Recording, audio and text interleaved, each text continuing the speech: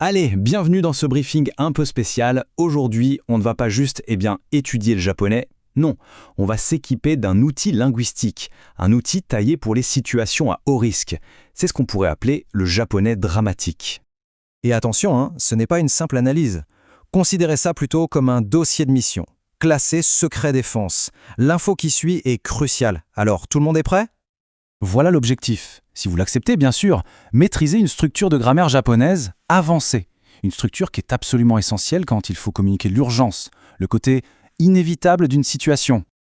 La cible du jour, c'est un morceau de grammaire de très haut niveau, du N1. Pour ceux qui connaissent, c'est le sommet de la pyramide du test d'aptitude en japonais. Autant dire que c'est une compétence d'élite, vraiment conçue pour un impact maximal. Bon, alors, de quoi s'agit-il exactement ? On va décortiquer cet outil. C'est une structure grammaticale bien particulière qui sert à exprimer une chose, l'absence totale de choix, l'obligation absolue. Et voilà la clé. Retenez bien ça, Zaru Onai. La signification, au fond, est assez simple, mais tellement puissante. Ça veut dire ne pas avoir d'autre choix que de, ou être obligé de. En gros, c'est vraiment la grammaire de l'inévitable. Pour la construire, c'est une procédure en 3 étapes. Super simple, vous allez voir. D'abord, on prend la forme négative du verbe.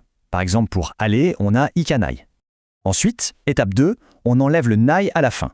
Et enfin, on ajoute notre fameux zaro onai. Et voilà, c'est tout. Bon, attention, il y a juste une petite exception à connaître, mais elle est importante. C'est pour le verbe seudeu, qui veut dire faire. Lui, il se transforme en cesaro onai. Mémorisez bien celle-là, c'est crucial pour ne pas se tromper sur le terrain. Allez, un exemple de base pour que ce soit bien clair. On prend le verbe aller, iku, on applique la règle et ça nous donne ikazaru enai. Je n'ai pas le choix, je dois y aller. C'est... Voilà. Clair, direct, inéluctable. Ok, maintenant, mettons ça dans un contexte un peu plus tendu. Un contexte de mission. Prenons le verbe gagner, katsu. Ça devient katazaru o enai. Je n'ai pas d'autre choix que de gagner. Vous sentez la différence ? Toute la tension, la détermination que ça implique, c'est exactement ça l'effet recherché. Bon, maintenant qu'on a la mécanique, passons à la nuance stylistique. C'est un peu ce qu'on pourrait appeler l'astuce James Bond. Parce que l'important, ce n'est pas seulement ce que l'on dit, mais aussi comment on le dit. Et pour illustrer ça, rien de mieux qu'une citation tirée de nos sources. Elles décrivent cette tournure comme étant, et je cite, « parfaite pour un climax d'action ». C'est pas juste une phrase, c'est une véritable arme de dialogue.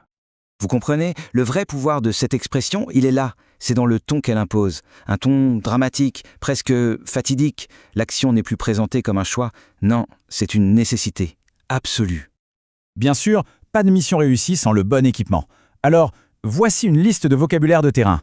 C'est le kit de base pour pouvoir opérer efficacement. On va se concentrer ici sur un lexique de combat, naval et sous-marin. Des mots comme shinkai, la mer profonde, gyorai, la torpille, ou encore tekikan, le navire ennemi. Chaque mot est un outil qui vous permet de décrire précisément le théâtre des opérations. Ok, l'instruction théorique, c'est fait. Maintenant, on passe à la pratique. C'est l'heure de la simulation de mission finale. On va vérifier que tout est bien en place. Préparez-vous. Première question. On commence par l'identification de l'environnement. Le terme shinkai, qu'est-ce que ça signifie ?